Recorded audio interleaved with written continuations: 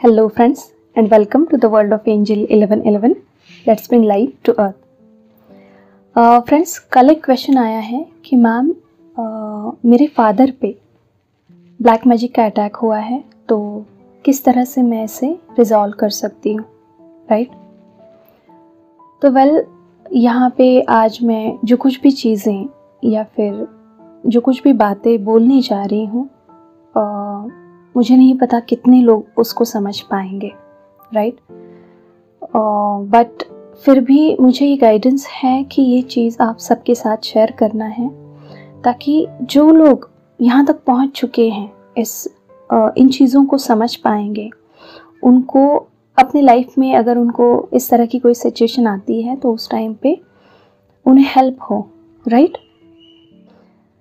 तो देखिए, आप सबको ये तो पता है कि whatever is happening in our life, right, इस बर्थ में हमारे साथ जो कुछ भी हो रहा है उसके पीछे कुछ ना कुछ रीज़न है, राइट?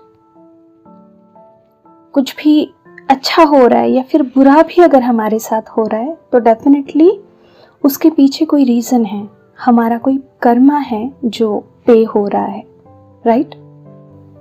तो अगर हमारे साथ कुछ बुरा भी हो रहा है तो वो भी बहुत अच्छा हो रहा है।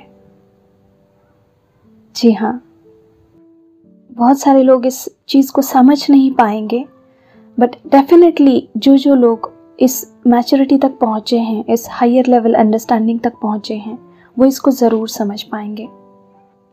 क्योंकि जो कुछ भी हमारे साथ बुरा हो रहा है एक्चुअली वो कर्मा पे हो रहा है और चीज़ें बैलेंस हो रही है। जी हाँ, हमारा कर्मा जो है वो बैलेंस हो रहा है। देखिए, इस केस में जैसे कि ये हमारे डिवाइन फेमिनाइन ने मुझे क्वेश्चन किया था कि मैम मेरे पापा पे ब्लैक मैजिक हुआ है, राइट? तो इस तरह से आपके लाइफ में अलग अलग तरह के केसेस हो सकते हैं। मोस्ट ऑफ द टाइम ये क्वेश्चन आता है कि मैम मेरे डीएम पे या मेरे डीएफ पे ब्लैक मैजिक हुआ है, राइट? या फिर मुझ पे भी हुआ है, इस तरह के भी क्वेश्चंस आते हैं। या फिर किसी फैमिली मेम्बर का नाम आता है कि उन पे ब्लैक मैजिक किया जा रहा है, तो मैं क्या कर सकती हूँ ऐसे केस में, ठीक है? तो यहाँ पे भी मैं थोड़ा सा क्लैरिटी आप लोगों को दे रही हूँ कि अगर किसी पे भी ब्लैक मैजिक हो रहा है, राइट, भले ही वो आपके फादर हो, मदर हो, ब्रदर सिस्टर हो, वाइफ हस्बैंड, राइट, या फिर आपके डीएम डीएफ, राइट, या फिर आप खुद, तो अगर ये ब्लैक मैजिक हो रहा है और जो भी लोग ये चीज़ें कर रहे हैं, है ना, तो डेफिनेटली इन लोगों के साथ आपका पास्ट लाइफ का कोई कर्मा जुड़ा है ना? और ये लोग जो भी कुछ कर रहे हैं डेफिनेटली ये उनसे करवाया जा रहा है, क्योंकि आपका कुछ ना कुछ कर्मा बॉन्डेज इनके साथ है। आपने पास्ट लाइफ में कुछ ना कुछ इस तरह की चीज़ें की हैं जिनको वो बैलेंस करने के लिए, उस कर्मा को बैलेंस करने के लिए वो इस तरह की चीज़ें इस लाइफ में आपके साथ कर रहे हैं, राइट?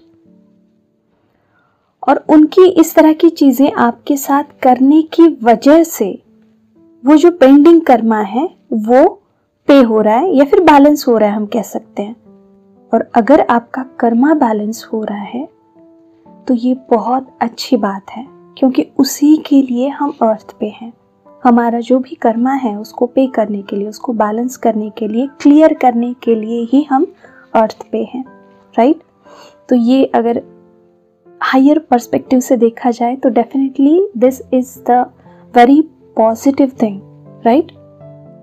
बट जो लोग अभी तक उस अंडरस्टैंडिंग तक नहीं पहुंच पाए हैं, राइट, तो उनको ये सब गलत लगता है, अन्याय लगता है कि ये सब क्या हो रहा है, राइट? बट एक्चुअली इस पूरे अर्थ पे जो कुछ भी घटित हो रहा है वो अपनी जगह पे पूरी तरह से सही है, कुछ भी अन्याय नहीं है, क्योंकि हर एक अपना कर्मा पे कर रहा है, राइट? और इस अंडरस्टैंडिंग तक पहुंचने के लिए आपको खुद पे बहुत सारा काम करना पड़ता है, बहुत ज़्यादा साधना करनी पड़ती है, तब जाके चीज़ें आपको समझ में आने लगती हैं। जिन लोगों का थर्ड आई ओपन होता है या फिर ओपन हो जाता है, उसके बाद उनको ये हायर लेवल अंडरस्टैंडिंग आती है। अदरवाइज जिनके थर्ड आई में ब्लॉकेज रहता है उनको यही सोच आती है, जब भी इस तरह की डिफ़िकल्टीज़ या फिर इस तरह के चैलेंजेस उनके लाइफ में आते हैं, दुख आता है, पेन आता है, तो उनकी यही सोच रहती है कि ये सब मेरे साथ ही क्यों हो रहा है, बाकी सबका तो सब कुछ अच्छा चल रहा है, मेरे साथ ही इतनी डिफ़िकल्टीज़ क्यों, मुझे ही इतना पेन क्यों, या फिर मेरे साथ ही इतनी चीज़ें क्यों हो रही है, इतना दुख मुझे ही क्यों है। तो इस तरह की सोच उनकी रहती है जब उनके थर्ड आई में ब्लॉकेज रहता है बहुत ज़्यादा। तो देखिए, ये बात रही कर्मा की, राइट। हमने ये देखा कि ये जो कुछ भी हमारे साथ हो रहा है वो सिर्फ और सिर्फ हमारी कर्मा की वजह से ही हो रहा है ना। तो अब देखते हैं कि ऐसी सिचुएशन में हम क्या कर सकते हैं। तो देखिए, ऐसा अगर किसी के भी साथ हो रहा है, राइट, जैसे मैंने कहा कि आपके मदर, फादर, ब्रदर, सिस्टर, कोई भी रिलेटिव्स या फिर आपके डीएम, डीएफ, जिन पे भी अगर ब्लैक मैजिक हुआ है, तो आप खुद क्या कर सकते हैं। तो ये गलती बिल्कुल भी नहीं करनी है कि हीलिंग करना स्टार्ट करें उनकी। ये क्यों नहीं करना है? क्योंकि किसी के भी लाइफ प्रोसेस में इंटरफेयर करना, ये चीज़ बिल्कुल भी सही नहीं है। क्योंकि जब भी इस तरह से हम किसी के लाइफ में इंटरफेयर कर देते हैं तो एक्चुअली हम उनका जो भी लर्निंग है उसके पीछे, उसके बीच में, उसके आड़े आ जाते हैं और फिर उनका हम टाइम स्पैन और ज़्यादा बढ़ा रहे हैं और कर्मा भी और ज़्यादा बढ़ रहा है, राइट। तो ये गलती बिल्कुल भी ना करें कि उनको हीलिंग दे या फिर ऐसा कुछ करें, बिल्कुल भी नहीं। ऐसे सिचुएशन में आपने सिर्फ और सिर्फ एक प्रेयर करनी है। ये प्रेयर आप जब भी डीप मेडिटेशन में है उस टाइम पे करनी है। दिन में एटलीस्ट 3 बार भी आप कर सकते हैं।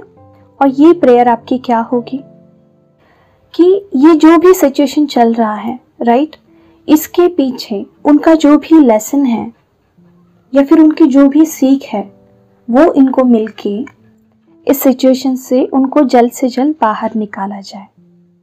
जी हाँ, आप सिर्फ और सिर्फ ऐसे सिचुएशन में एक ही चीज़ कर सकते हैं कि बस उनके लिए प्रे कर सकते हैं, दुआ कर सकते हैं। और दुआ ज़रूर कबूल होती है, ये आप सबको पता है ना। बस ये दुआ भी आपकी इतनी हायर लेवल अंडरस्टैंडिंग में होनी चाहिए कि जो भी उनका लेसन है इसके पीछे वो उनको जल्द से जल्द मिल जाए, राइट। वो सीख सके इस सिचुएशन से और इससे बाहर आ सकें। और डेफिनेटली आपकी दुआ कबूल होगी क्योंकि आप स्पिरिचुअल पर्सन हैं, राइट। आप अलाइनमेंट में हैं डिवाइन के साथ। तो जितना आप अलाइनमेंट में होते हैं अपने एंजल्स के साथ, डिवाइन के साथ, खुद के साथ, उतनी जल्दी आपकी जो दुआ है, जो भी आपकी प्रेयर है, वो कबूल होती है। तो होपफुली आप समझ चुके हैं कि इस तरह की अगर कोई सिचुएशन है तो rather interfering in their life, in their lessons, life lessons, you will just pray for them, right। उनके लिए दिल से आप दुआ करें और प्रे करें, और प्रे भी इन सच अ वे कि वो अपना जो भी उसमें उस सिचुएशन के पीछे का लेसन है वो पूरी तरह से ले ले और पूरी तरह से ठीक हो जाए। ओके, तो चलिए आज के लिए इतना ही। खुद का ध्यान रखिए, खुद को सेफ रखिए। God bless you all of you. Deep thanks to all holy masters. Thank you.